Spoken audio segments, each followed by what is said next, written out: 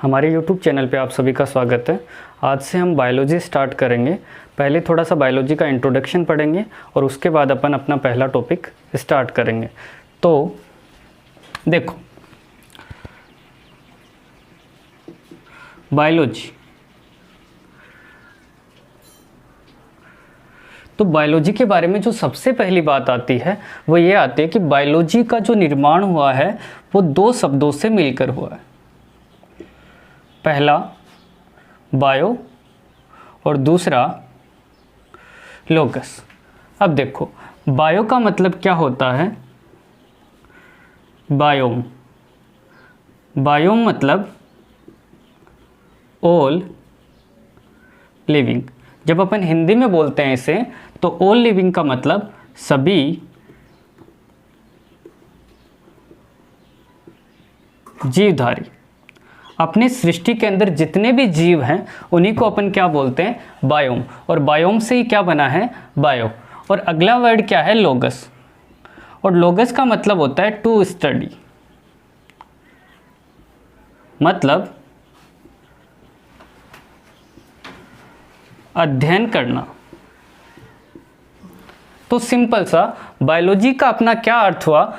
विज्ञान की वह शाखा जिसमें सभी जीवधारियों का क्या किया जाता है? अध्ययन किया जाता है। उसे ही अपन क्या कहते हैं? बायोलॉजी कहते हैं। और ये बायोलॉजी शब्द किस वैज्ञानिक ने दिया? ये क्वेश्चन बहुत बार पूछा जाता है। तो देखो, बायोलॉजी शब्द दिया है लेमार्क ने।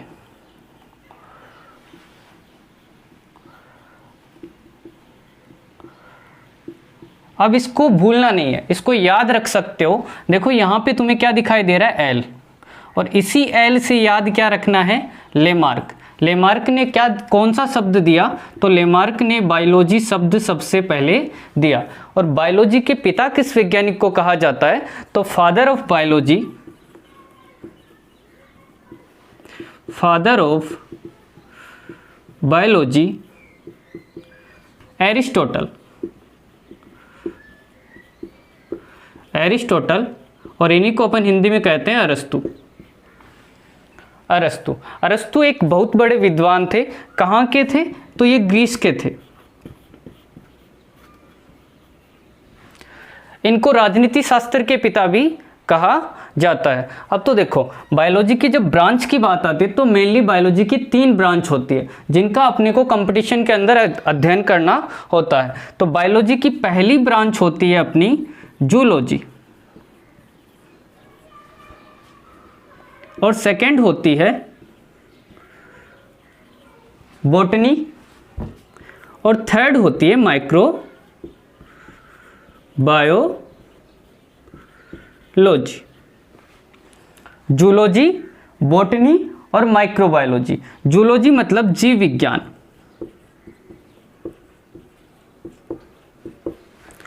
और बॉटनी मतलब पादप विज्ञान जिसमें पेड़ पौधों का अध्ययन किया जाता है, और माइक्रोबायोलॉजी मतलब सूक्ष्म विज्ञान।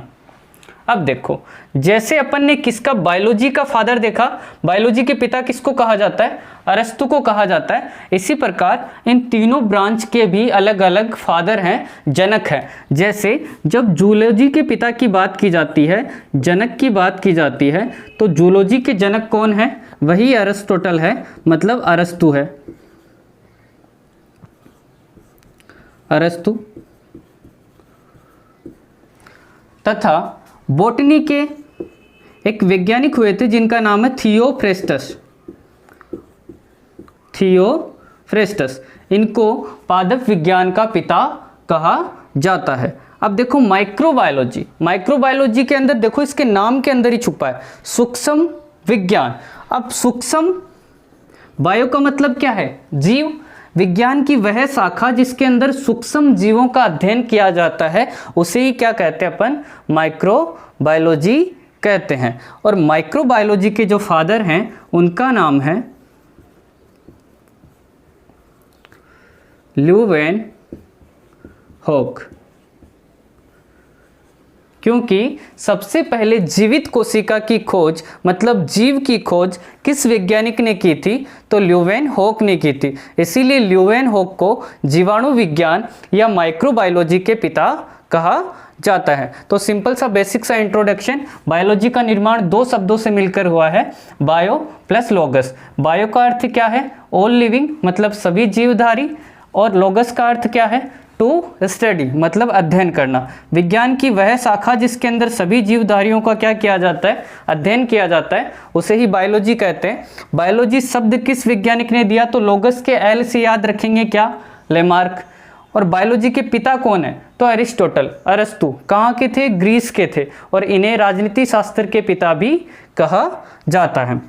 अब बायोलॉजी कितने टाइप है, तो 3 टाइप हैं, जूलॉजी, बॉटनी और माइक्रोबायोलॉजी। जूलॉजी के पिता वही अरिस्टोटल, और बॉटनी के पिता थियोफ्रेस्टस, और माइक्रोबायोलॉजी के ल्यूवेनहॉक। तो ये सिंपल सा अपना बायोलॉजी का इंट्रोडक्शन हो गया। अब सबसे पहले अपन बात करेंगे ह्यूमन फिजियोलॉजी की, मतलब मानव आकारिकी की। उसको पढ़ना स्टार्ट करेंगे, फिर धीरे धीरे अपन अपनी क्लासें कंटिन्यू रही तो अपन बॉटनी और सूक्ष्म विज्ञान भी पढ़ेंगे। सूक्ष्म विज्ञान के अंतर्गत सेल, कोशिका, बैक्टीरिया, वायरस, इन सब का अध्ययन किया जाता है। तो स्टार्ट करते हैं ह्यूमन फिजियोलॉजी, मतलब मानव आकारिकी। मानव आकारिकी।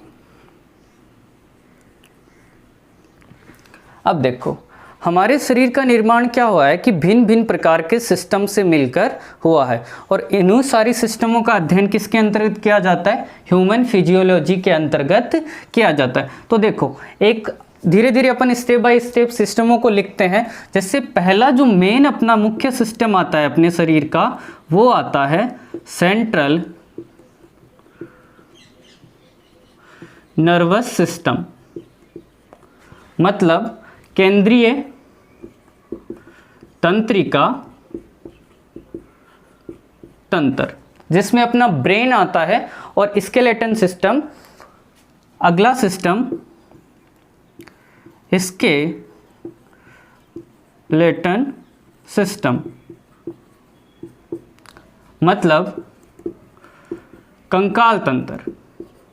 इसके अंतर्गत अपने शरीर की जितनी भी हड्डियां होती है और जितनी भी मांसपेशियां होती है, सभी कौन से तंत्र के अंतर्गत आती है, तो कंकाल तंत्र के अंतर्गत आती है।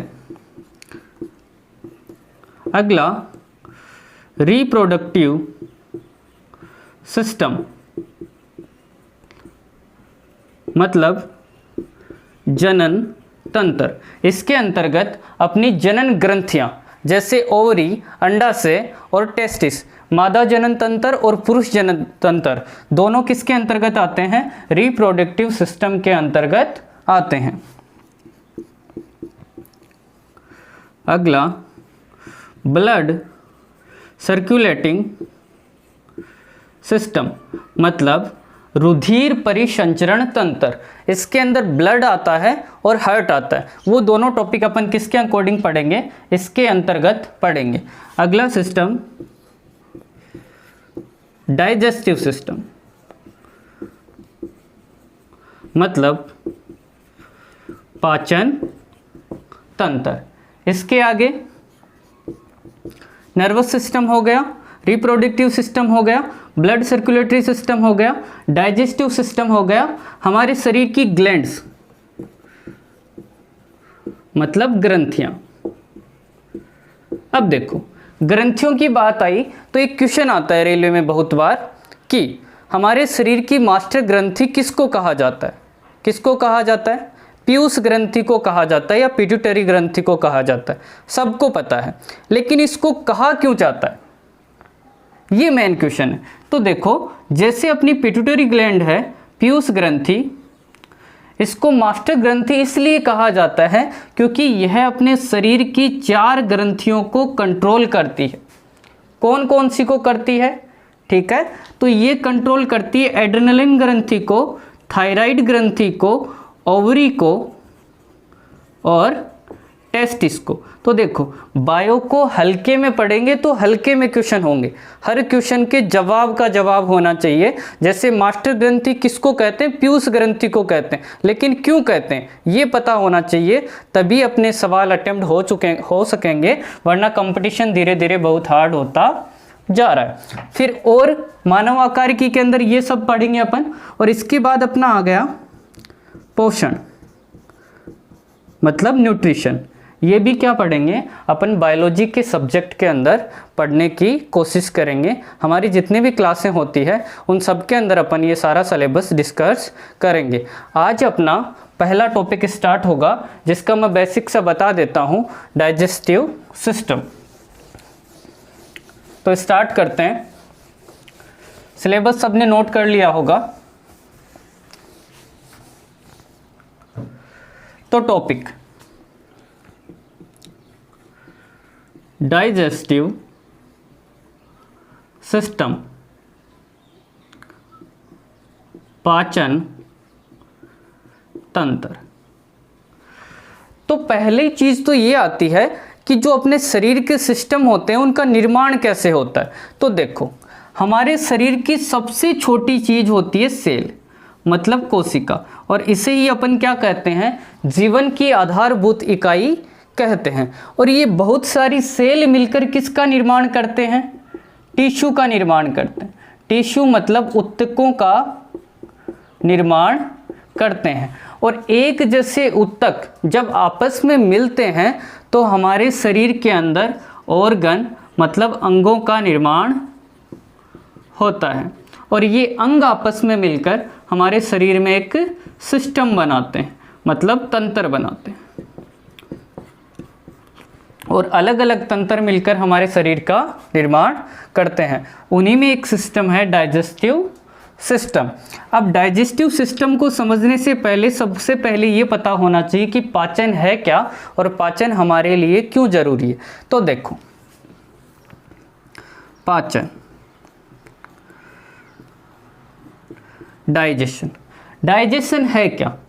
अपन क्या लेते हैं, खाना लेते हैं, और खाने में लेते हैं रोटी, दाल, चावल, फल, कुछ भी मान, ये सारे अपन क्या करते हैं, खाने के द्वारा हमारे शरीर में ग्रहण करते हैं।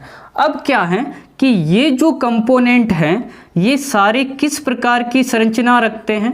तो जटिल संरचना रखते हैं, कॉम्प्लेक्स संरचना है इनकी, ठीक है। ये एक प्रकार के जटिल मॉलिक्यूल है।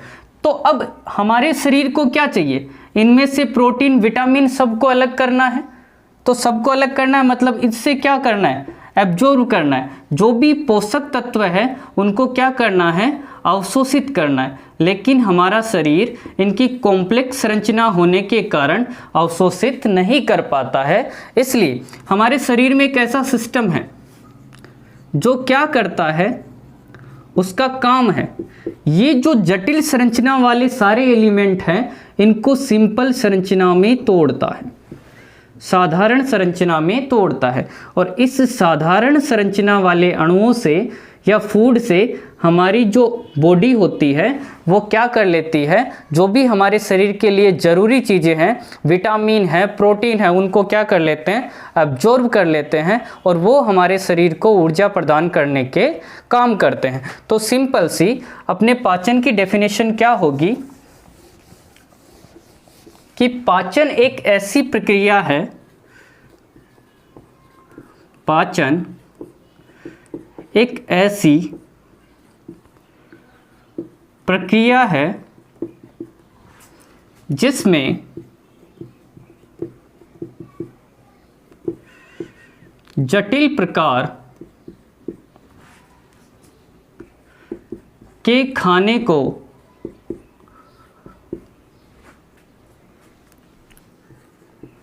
साधारण या सरल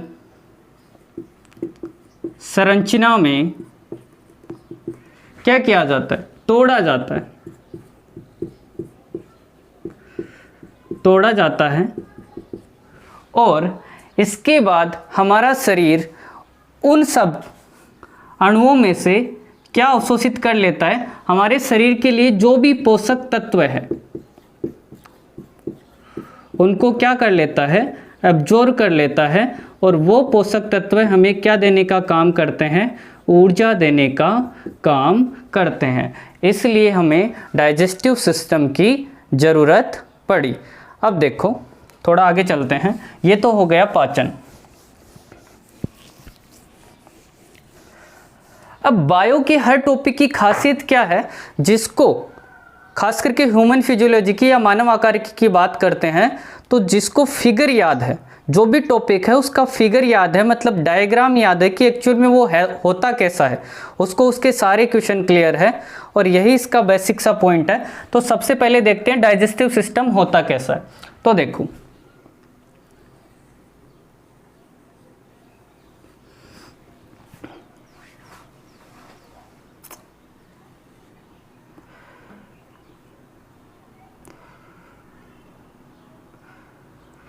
ये अपना मुख हो गया, मतलब मुख गुहा, इसको अपन क्या कहेंगे, बक्कल कैविटी।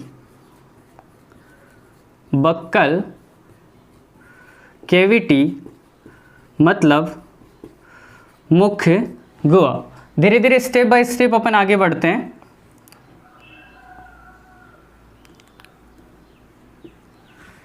यहाँ पे दो नलिकाएं होती है, एक तो ब्रोंकस मतलब श्वास नली, और एक होती है एसोफेगस। ये एसोफेगस क्या है, अपने पाचन तंत्र का भाग है। इसको हिंदी में क्या बोलते हैं, ग्रास नली, एसोफेगस,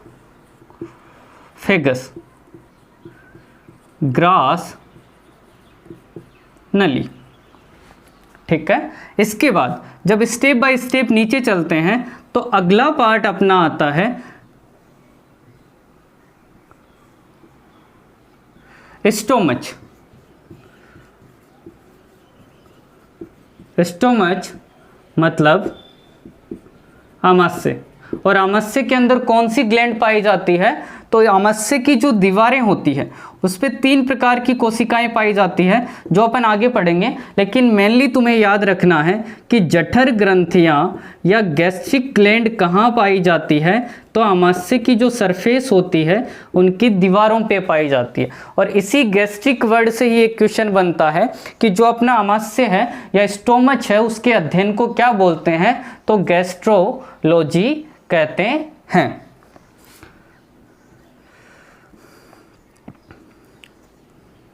अब नीचे चलते हैं। इधर होता है अपना लीवर।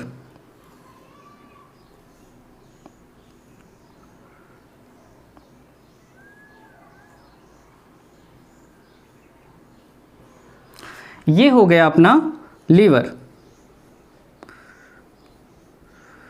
और लीवर हमारे शरीर का सबसे बड़ा आंतरिक अंग है और सबसे बड़ी आंतरिक ग्रंथि है।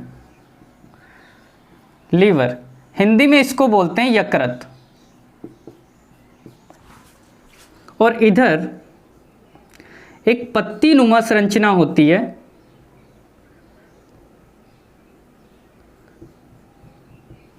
जिसको कहा जाता है पेनक्रियाज।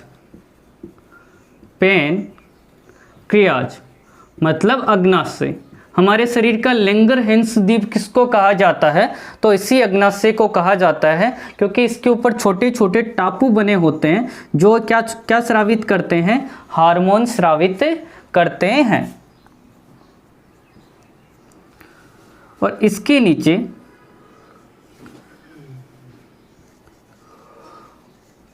यहां पे होती है लार्ज इंटेस्टाइन,